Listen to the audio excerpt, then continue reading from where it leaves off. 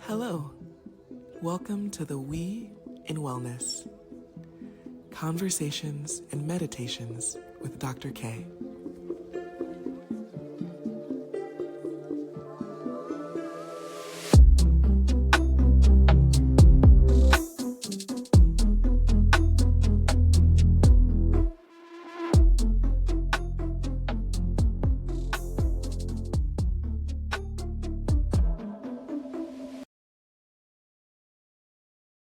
Hi, guess who's back? As in, back in Guadalajara. Did a lot of traveling. Um, you may have noticed my last episode was filmed in Costa Rica, and I was talking about London. That was part of the trip. So I live in Guadalajara, but I went from Mexico City to Barcelona to London to San Jose, Costa Rica, as well as Limon, uh, and did some private retreat work there, and then bounced over to LA and spent some great time in Maui in Hawaii, and then came back to Guadalajara and I've been home for a good week. Um, it was pleasant to come home, and I'm so grateful for that. I feel like a lot of times it's easy to go, oh my God, as soon as you're done with an epic trip, it's like, I want to still be traveling. Um, but no, I got home and I was like, this is this time. And I love my place. That helps a lot. Very blessed for that. Um, so that's what's going on in that regard. Upcoming episodes, I'm going to be discussing what, like, I guess, metaphysical downloads, emotional things that happened, physical things that happen in these different places and part of my growth journey.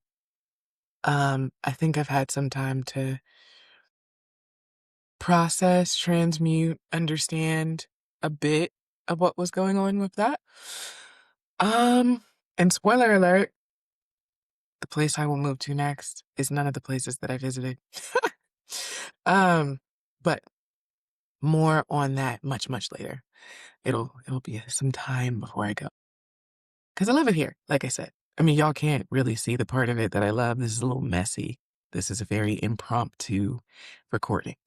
Um, but yeah. So that's what's happening with that. There's also some business updates. And by business updates, I mean I actually, after a decade, after more than a decade, I filed my LLC. So Art Cure is now a very, very official entity. um, Not that anyone was gonna take it from me, and it was fine being a sole proprietor. But yeah, I needed to separate some arms and legs of the business. So really exciting things on the horizon with that. Um, because there's gonna be a way to not just work with me, but work with the people that I work with. A big thing that I learned on this trip is that not only do I usually know a plug, because that's what I thought. I was like, yeah, I have learned how to build community in a way where I know the plug. I can connect to the plug on the thing. Oh, you need someone in alternative healthcare? I know somebody who knows all the good practitioners. Oh, you need a shaman? I know someone who has worked with multiple shaman, and we can find the one that has the best vibe for you. Oh, you want somebody to be a reader? Do you want um a traditional Mayan reading because your ancestry is indigenous to Latin American countries? Do you want numerology? Do you want a psychic? Do you want a medium? Do you want a I, those are maybe weird things to be plugged into, but I also have plugs. I normalize it. So I also have plugs for, oh, you need someone in natural health? Well, I am a naturopathic doctor. I don't actively practice that in the way that you may need it, but you want to order labs? I got me and I got people you want to discuss. Like I just got a lot of, because I deepened relationships in a lot of the places I moved to and through. I thought I knew the plugs. Turns out I am the plug. I mean, there's always more than one plug, but you know what I'm saying? Like I hadn't realized that. So, in that way, um, that was good learning for me. Uh, and I've decided to kind of, oh, I want a different type of access with clients and community. Because a lot of my clients, obviously, I'm not going to disclose anything without somebody saying you can disclose things. I'm still very HIPAA compliant, but I will say I have a lot of clients who are plugs in their own right and are masters of their own spiritual gifts and are um, learning by working with others. Like they're at that point in the journey. And so there's a little hint of what might be coming in my offerings very, very soon. There's also going to be a website rebuild because, ooh, I think actually the day that I'm recording this is the day my website just goes, we don't exist. Because I decided not to renew what's currently there. And if you looked at it, you would understand why. It's pretty much just a splash page with like um some info about me, but like nothing major. Um, so yeah, updates coming soon. And as always, if you have questions for me, if you have questions for previous guests, if you are mm, seeking to know more about yourself, um, by being in true community with others, as we do at the We in Wellness, there's a reason that it's we, even though a lot of times it's me talking. Um, Let me know. Like, post a comment. I do read them. It's honestly not that hard right now because because it's like, oh, okay, cool. That episode got 10 comments. It's very easy for me to read all of them. Okay. So don't feel shy about that. I do engage. And then when it comes to if you have a more private question, my email address is not that hard to find. It is k@artcurewithak.com. Um, so there's that. And then if you're wanting to understand yourself better and you're like, I, I think I'm intuitive. Spoiler, everyone is. So yes, you are. But knowing the texture and the shape and the how and the purpose of it and if it has caused misalignment in your life or if it could support you in being more aligned, et cetera, et cetera, et cetera. Uh, Reach out. Um, with what's coming, there will be space for you on my calendar. Oh, a crazy thing that happened. There's so many crazy things that happened on this trip. But um, I think I graduated like 12 clients. Like I, it's summer, and summer tends to be a time where therapy people go, I just don't energetically feel like doing that deep dive, going into myself, reflecting. Like I can do it with a journal, like doing the extra deep work. Which I respect. Usually that's like 4 people.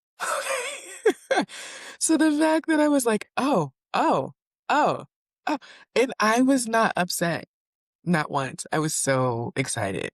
And some people, I chose to graduate them. Like I was like, it is time. Okay, baby bird, nest, out you go. Um, yeah. And and I kind of didn't expect some of whatever. It's fine. What I expected is not the point. The point is there's a little bit more space. And so as the trip progressed, I had more and more time to enjoy my trip. So thank you for that. And then as soon as the trip ended, some of my previous clients came back, like my exes, came back and were like, hey, do you have space? I was like, actually, I do. So it always works in flow. It's such a nice thing. Um, but even still, that was a message to me that I now have the opportunity to revamp without without having to do a lot to sort of uh, clear space. Because I've left some, even though I took on a few more clients. Da, da, da. Um, Something's coming. Gonna tell you soon. Um, Anything else that maybe you should know right now? Will say I'll leave you with a resource, which is gonna be a book. Normally, I like do the cards, and I mention a card deck. Da, da, da. Divination tools are lovely. I guess it's a pretty big business because it's through book publishing, and that's a whole thing. Um, yeah, and I've been getting into I've been going a lot deeper in my own. What do I call this? Um, I have been going internally and seeing what's really there. Mm, I think I've mentioned this. I don't know what episode I would have mentioned it on, but okay, there's the Clairs, as in Clair. I'll say clairvoyant. That's the most popular one people talk about. They use it as an umbrella for all the rest of them, but technically it's not. Clairvoyance is the ability to see. It's people who have um, visions. Uh, you could put predictive dreams into this category.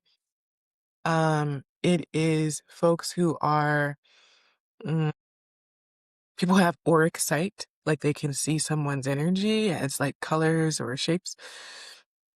Um, Clairvoyance, okay. Um, or seeing entities. That counts too. Then there's Clairaudience, which can be mislabeled as auditory hallucination. That happens a lot. But to me, I'm like, well, if the auditory hallucination is true, I don't know if that's a hallucination. But I'm not discounting the fact that auditory hallucination is a real thing that does happen to people. Okay. But they're different and sometimes get lumped together. Um, and sometimes clairaudience includes when you hear an internal voice, not just when you hear an auditory something telling you that you comes out of nowhere. Oh, it's the voice of God. Oh, it's a scary thing talking to me. Okay, but also when you like hear a message. Um, so in some ways that can include channeling, but there's different ways to channel. Some people channel and see. Some people channel and hear. Some people channel and feel, which leads me to clairsentience, which is feeling, just like how in Spanish sentirse would be to feel the same. Yeah, it's feeling. Uh, so that is where you get your actual empaths. I've been known to tell people that you may be clairsentient, but we are also dealing with your traumatic empathy, which is a skill that you learned because you had to heighten your ability to know what others were feeling before they expressed it so that you could feel safe. Usually that happens when a caretaker does something that's unsafe repeatedly, and then the kids learn to have like a spidey sense about when that might happen again. Um, I have like the traumatic form of being empathetic, which is why I have no qualms about like sorting that out for people. It is still a very useful skill to this day. And then there's also the clairsentience of like, I don't know these people. I walked into a room or I astral traveled and I know what they're feeling. Like there's all different levels and ways and levels not in hierarchy, but there's just different. Okay. So clairsentience are your feelers. You can also have all of these. You can have one that's super, super dominant, et cetera, et cetera. And then there's the claircognizant. Um, Claircognizant is when you just know. And it's a tricky one because speaking from personal experience, this is the one that's strongest for me. And I thought I just knew things because I was smart or I was observant. And I'm like, it's pattern recognition, of course. this isn't really that interesting. Uh, but it is actually claircognizant. But it's so claircognizant is knowledge, to just have knowledge, to just the same way that someone goes, "Oh, I was told this and now I will do that. I saw this and it was a sliver of a vision, but then it came true. I had deja vu. I felt this and then I checked in with the people or the group and they confirmed that what I was feeling was their emotion." Like there's ways to with claircognizance, you're just like, I now know I should live here. I now know uh my that I want to change something about myself. I want to buy down sheets. That doesn't make sense. Down comforters in the future. I'm thinking of very random examples that aren't real ones. But it's also kind of like uh I'll speak from personal experience. It'll make more sense. When I'm like, I am meant to deepen my connection with this person. So I'm gonna focus on that dynamic. Um, I am to live over here. People will ask me, how'd you choose that? How'd you know? And yeah, I did a lot of research, but like I knew I was moving there before I did the research. That was just confirming. Um, how do you know? Uh, Any a lot of things. How do I know directions? I'm not usually on top of it with directions. This happened during the trip, but I thought it was common sense to be able to be like, well, we need to go that way. And to do that with the way that the streets are set up, with the map I've just made in my mind, because we're on the streets, then we got to do this and this, and we eventually have to turn in this direction, and it got to be here. But I think it's this turn specifically. That this turn specifically, that's like a clear cognizance thing. And I had no, I was just like, that's normal that you'd know that. Apparently it's not. Um, so yeah, that's been an interesting journey recently to like dig into some more of my gifts. Um, I'll also say clairvoyance has creeped up in its prominence in my world. And channeling, which I have been called a channeler by people who channel more, I don't know, visibly, actively, I don't know how to say that. And I've been like, I mean, but don't you have to like hear it and then say it? Or don't you have to like see a thing and then describe it? But that's people who are channeling with clairaudience and clairvoyance. And if you channel with claircognizance, then it's just like, did you? Because it happens in session a lot. Not every time. It's not.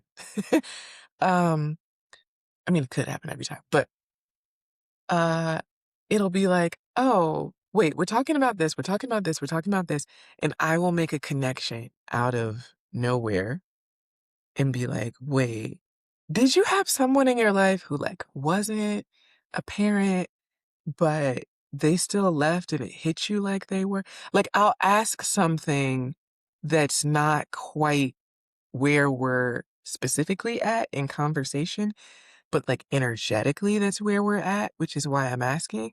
And then it opens something up for people. I do that once again, I thought it was pattern recognition. Maybe it is. I tend to think that neurospicy people are also gifted, but and so, yeah, that comes from channeling with claircognizance. So now you know, I've outed myself.